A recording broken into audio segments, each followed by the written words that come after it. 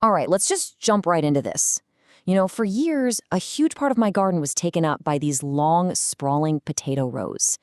And I always had this nagging feeling, there has to be a smarter way to do this. Well, guess what? There is. And it's a method that might completely change how you grow potatoes. And this question right here, this is exactly where my journey started. I mean, I used to dig these long trenches, pile on some dirt a couple of times during the season, and yeah, I got potatoes, but the harvest was fine, just fine. On a really good year, that entire 30-foot row would give me maybe 40 to 50 pounds of potatoes. And hey, that sounds pretty standard, right? But what if I told you that a simple little wire cylinder taking up just 2 square feet of your garden could give you over 100 pounds? The first time I heard that, I was like, no way. I had to be missing something huge. And the secret? It's not some fancy fertilizer. It's just about understanding how the plant actually works. And this right here is where the light bulb really goes on. See, we all know potatoes grow underground, but very few of us are ever taught how they actually form. And that how is the entire key to getting these massive yields in such a tiny footprint. So the whole method really comes down to one word: stolons. Now, these are not roots. That's a super common mistake. They're actually these special horizontal stems, and their one and only job is to grow potatoes, or tubers, on their ends. Okay, so here it is. This is the most crucial point to get. The plant will only shoot out these potato-making stolons from the part of the main green stem that is completely buried in dirt. Not from the roots, not from the leaves you see above ground, just the buried stem. And that one fact, it changes absolutely everything. And that leads to this brilliant, totally logical question that's at the heart of the whole Amish method. If the amount of buried stem is what determines how many potatoes you can get, well, what happens if you just keep burying the stem higher and higher and higher as it grows? So let's look at the difference here, because it's huge. In a regular row, you might hill up a few inches of soil one time. You're creating one single layer where potatoes can form. But in a vertical tower, you're constantly adding more soil, more compost, and you're creating layer after layer after layer. You've turned a flat plant into a vertical potato factory. But hold on. Before you run out and start building a tower, this is the step where most people get it wrong. And it's because they picked the wrong potato to begin with. The variety you choose it's everything. It's absolutely critical. So potatoes basically come in 2 flavors. You have determinate varieties, like Yukon Golds. Think of them as being pre-programmed to only make one main crop of potatoes right at the base of the plant. You can bury that stem all you want, but you're not going to get any more. Then you have indeterminate varieties, and these are the superstars for this method. They will just keep making new stolons and new potatoes all the way up the stem as you bury it. For a tower, you absolutely have to use an indeterminate variety. And hey, a really quick but super important note. Please do not use potatoes you bought from the grocery store. Most of them are literally sprayed with a chemical to stop them from sprouting. They just don't have the get up and go that you need for this. You have to start with certified seed potatoes. They are the foundation for your success. Okay, so you've got your hands on the right kind of indeterminate potato. Check. The next crucial step is getting those seed potatoes prepped before they ever see the inside of your tower. This is a simple little trick that helps prevent rot and gives you much stronger plants. Here's what you do. A few days before you plant, cut your seed potatoes into pieces, maybe about the size of an egg. Just make sure every piece has at least 2 of those little eyes on it. That's where the sprouts come from. Then, and this is the key, don't plant them right away. Just spread them out in a single layer somewhere cool and shady, and let them sit for 2 or 3 days. I just love this way of thinking about it. Over those few days, that wet cut surface heals itself. It forms this thick, dry, protective skin. That callousing process creates a natural bandage that seriously cuts down the risk of your seed potato rotting once it's in the damp soil of the tower. It's a tiny step that makes a world of difference. So let's just quickly recap where we are. We've basically unlocked the biological secret of how a potato plant really works, and we know how to choose the right variety and prep our seeds for maximum success. This is the why. This is the foundational knowledge you had to have. And if you take away only one thing from this explainer, let it be this. This is the golden rule. The more of that stem you bury, the more potatoes you will get. That's the whole game, right there. So now you understand the science behind the potato tower. You've got the why completely down. In the next part of this series, we're going to get our hands dirty. we're going to cover the how. We'll pick the right materials, build the actual structure, and get that first crucial layer planted. So if you found this useful and you're ready to get building, make sure to hit that like button and subscribe so you don't miss part 2 when it drops. We are going to take all this knowledge and turn it into a tower that is just overflowing with potatoes. I'll see you then. Hey everyone, and welcome back to The Explainer. Today, we're going to talk about something pretty amazing, a way to completely rethink how we grow potatoes. What if I told you that you could pull a massive harvest out of a tiny 2-square-foot patch of your garden? Well, it's not only possible, it's being done, thanks to a seriously clever method. I mean, come on, if you're a gardener, you've totally felt this, right? You map out your garden, and this huge chunk of real estate gets dedicated to these long, sprawling potato rows. It just feels like that's the way it has to be, but man, what a space hog. So, let's actually break this down. Let's put some real numbers to that feeling of wasted space and see what the traditional method really looks like for most of us. Okay, so you've got a row that's about 30 feet long. Just think about that for a second. That's a huge slice of a typical backyard garden, taking up all that prime sunny space that you could be using for a whole bunch of other stuff. And for all that work, for that entire 30-foot stretch, you might pull up 40, maybe 50 pounds of potatoes. Now look, that's not nothing. But what if you could get that same amount, or maybe even more, from a space you could barely stand in? And this is where our story takes a really interesting turn. We're heading to Holmes County, Ohio, a place where folks often find simple, elegant solutions that just plain work. And what was seen there completely flips the script on how to grow potatoes. The secret wasn't some complicated machine or special fertilizer. Nope. It was this, a simple wire cylinder, just 2 feet across and 3 feet high. It looks almost too simple, doesn't it? But trust me, the design is just brilliant. And here's where it just gets kind of crazy. The whole thing takes up less than 4 square feet of ground. Just compare that in your head to that 30-foot row we just talked about. It's not even in the same league. But this is the part that really blows your mind. From that tiny little spot, a harvest of over 50 pounds of potatoes. Seriously, you have to ask yourself, how in the world is that even possible? It feels like it breaks the laws of gardening, but it all comes down to understanding the plant. All right, so let's get into the science of it, because this isn't magic, it's just really smart gardening. The potato tower is all about letting the plant do what it naturally wants to do, but on a whole new level. Okay, the key word you need to know here is stolons. Now, a lot of us think potatoes grow from the roots, right? Wrong. They actually grow on these special horizontal stems. And here's the absolute game-changing part. These stolons only grow from the part of the plant's main stem that's buried. So, more buried stem, you guessed it, more potatoes. And this is it. This is the big aha moment. When you're hilling potatoes in a traditional row, you're really just creating one single layer for those stolons to grow out from. But with a tower, you're creating 3, maybe even 4 production layers stacked one on top of the other. You're not growing out, you're growing up. Now hold on, because this is probably the single most important detail of this whole thing. You can't just use any old potato. The variety is absolutely crucial. You have to use what's called an indeterminate variety, like a russet Burbank. These are the ones that just keep producing those stolons all the way up the stem as you bury it. If you try this with a determinate type, like a Yukon Gold, well, it's just going to make one batch of potatoes at the bottom, and the whole tower idea is a bust. All right, so you've got the right potato variety picked out. Now what? Let's get our hands dirty, figuratively, and talk about how you actually build this thing. The blueprint for success is way simpler than you might think. Okay, so for the tower itself, you're looking at a cylinder that's about 2 feet across and 3 feet tall, made from something sturdy like welded wire fencing. Now, these dimensions aren't random. They're the sweet spot. It's wide enough so it's stable and won't fall over, and it's tall enough to let you build up multiple layers without it getting all wobbly.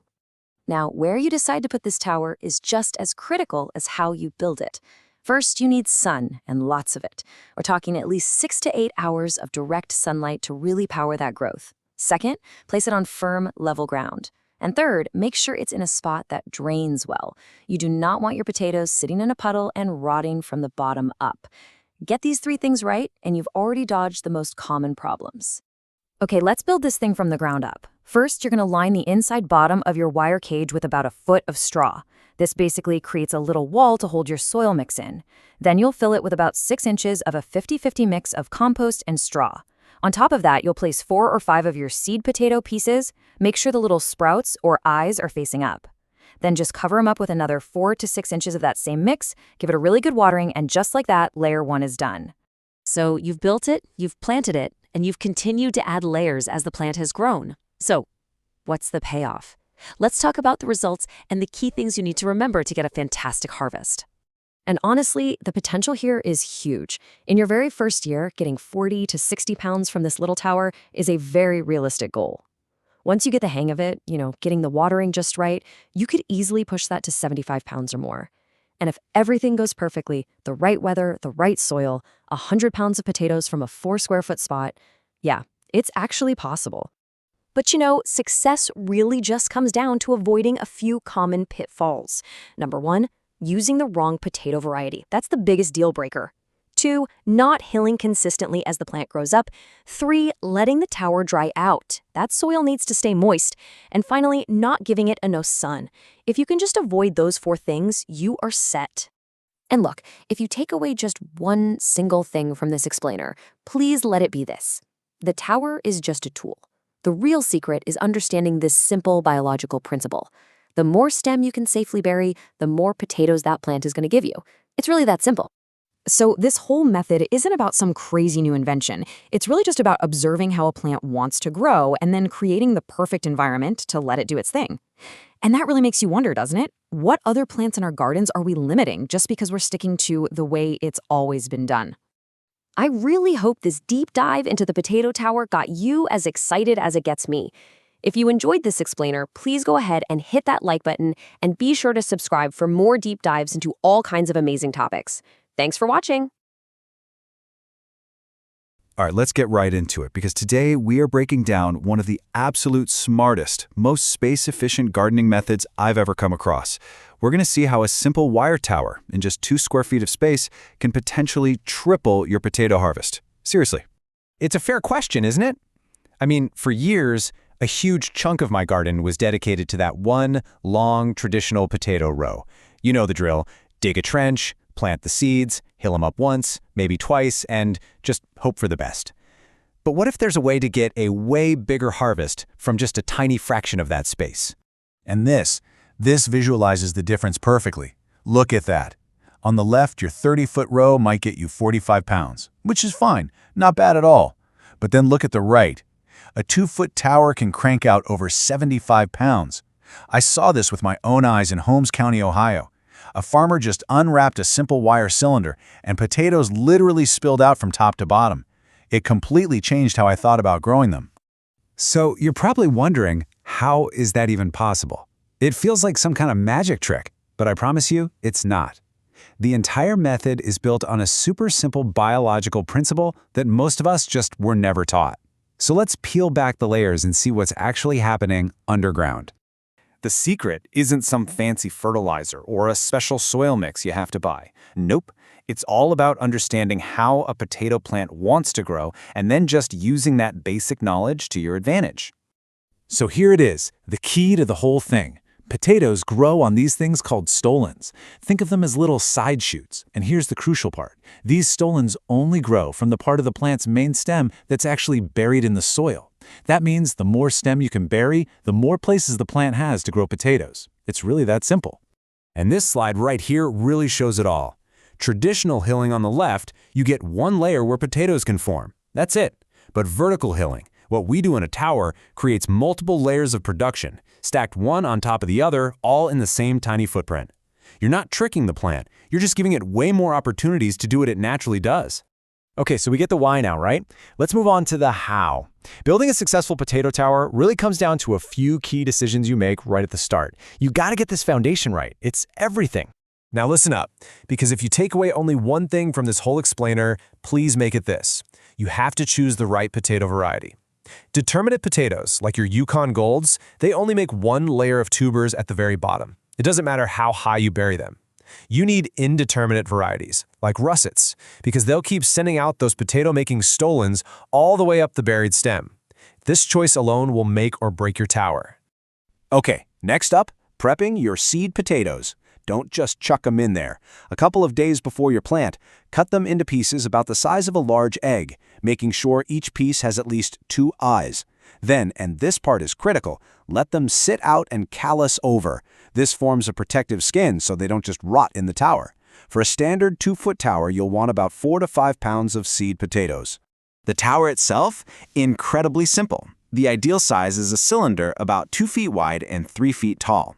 That's big enough for 3 or 4 hilling cycles. And using that 2x4-inch welded wire fencing, it's perfect. It's sturdy enough to hold everything, but it still allows for great airflow to keep the plant healthy.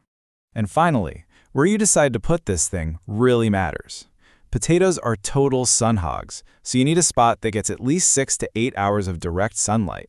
Make sure the ground is level. This tower gets really heavy as you fill it. And pick a spot with good drainage. Potatoes hate wet feet, and you don't want to rot out that bottom layer. All right, our foundation is set. Now let's get into the growing cycle itself and see how this thing builds up. Literally. The whole season is just repeating one simple process that stacks your harvest higher and higher. So here's the core process, your main job for the summer. Once your first green shoots get about 8 to 10 inches tall, you add your next layer. You just gently pack about 4 to 6 inches of a compost and straw mix around the stems. But, and this is super important, you have to leave the top 3 or 4 inches of green leaves exposed. They need that sunlight to power the plant. You'll just repeat this cycle every time the plant grows another 8 inches or so, which usually means 3 or 4 times in a season. Of course, when you start all this depends on where you live. For most folks in zones 5 to 7, you're going to plant 2 or 3 weeks after your last frost. If you're up in colder zones like 3 or 4, you'll start a bit later, and you might get one less hilling cycle in. And if you're down in warmer zones, 8 or 9, you can start earlier, and you might even get to squeeze in an extra layer. Now, let's talk about the one thing that can absolutely make or break your tower: watering. Because it's raised up and exposed to the air on all sides, this tower dries out way faster than a regular garden bed. So the rule of thumb is simple. I call it the 3-inch rule. Just stick your finger about 3 inches deep into the mix. If it feels dry down there, it's time to give it a good deep soak until you see water draining from the bottom. In the middle of summer, this could be every other day. Consistency is the name of the game here. We've built it, we've grown it, and now, the best part. Let's talk about how to know when it's time to harvest, what you can realistically expect to get, and the common pitfalls to avoid so that your next tower is even better. Okay, you need to watch for these signs. As soon as the plant flowers, you stop adding layers. That's its signal that it's done growing up and is now putting all its energy into growing the actual potatoes. Later, the green foliage will turn yellow and die back. Don't harvest yet. I know it's tempting, but you got to be patient and wait another 4 to 6 weeks. During this time, the potatoes are bulking up and their skins are getting tough for good storage. Then comes harvest day. You just snip the wire ties, unroll the cage, and your whole harvest is sitting right there. No digging required. So, what can you really expect? Let's be realistic. In your first year, if you get 40 to 60 pounds, that's a fantastic result. As you dial in your watering and your compost mix, you can easily push that to 75 pounds or more. And under perfect conditions, 100 pounds from a 2-foot circle is not out of the question. And to make sure you get there, just try to avoid these 4 common mistakes. We've talked about all of them. Using the wrong determinant variety, not adding enough layers, letting the tower dry out, and not giving it enough sun. If you can steer clear of these big 4, you are going to be set up for an amazing harvest.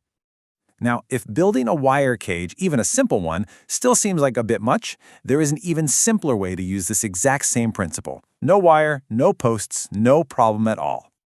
I mean, this method is just so easy. You literally put your seed potatoes on the ground and cover them with a thick layer of straw. As the plants grow up through it, you just keep piling on more straw, building this big mound. Then at the end of the season, you just pull the mound apart, the potatoes are perfectly clean, right there on the surface. It's the same biological trick, just with a different material. And that really is the big takeaway here. Whether you use a wire tower or a pile of straw, those are just the tools. The real secret is understanding that one simple principle. The more stem you can bury, the more potatoes you are going to get. It's just a really elegant way to work with the plant's own biology to get a huge harvest from a tiny space. We really hope you found this explainer helpful. If you did, give it a like and be sure to subscribe for more deep dives into topics just like this one. Thanks so much for watching.